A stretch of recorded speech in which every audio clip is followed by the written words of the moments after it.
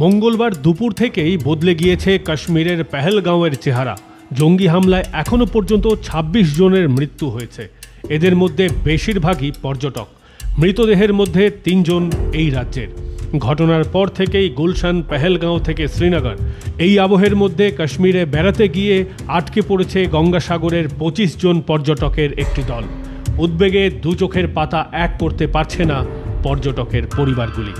কাশ্মীরের কী পরিস্থিতি তা জানতে সংবাদ মাধ্যমে সর্বদাই চোখ রাখছেন তারা।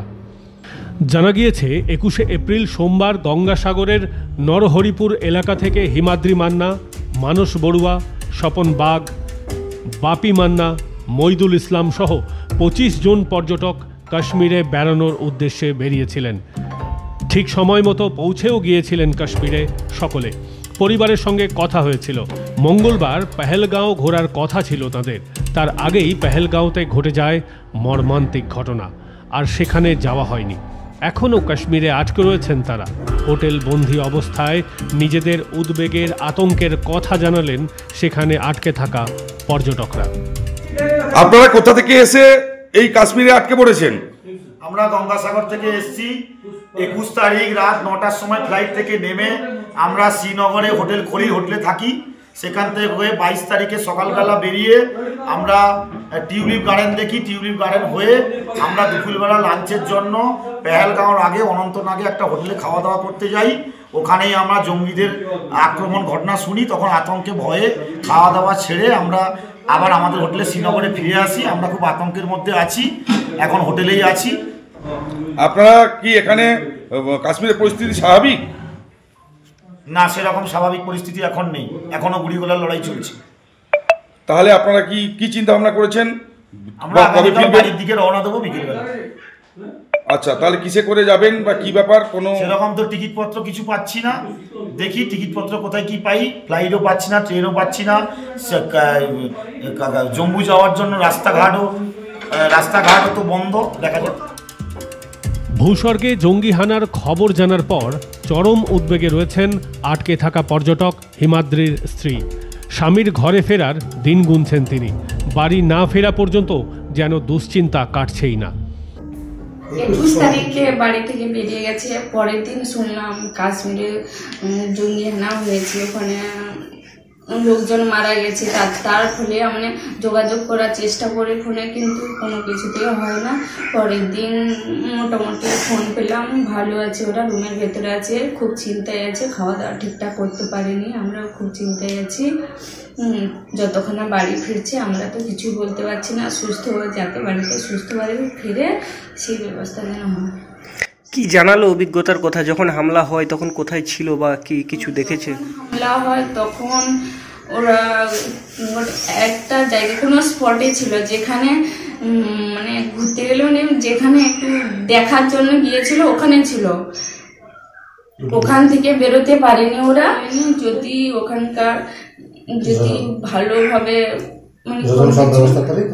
ব্যবস্থা করে তাহলে ওখান থেকে তাহলে ওরা ফিরে আসতে পারবে, না হলে ওরা না আসা পর্যন্ত তো কিছু বুঝতে পারছি না তেমন কিছু।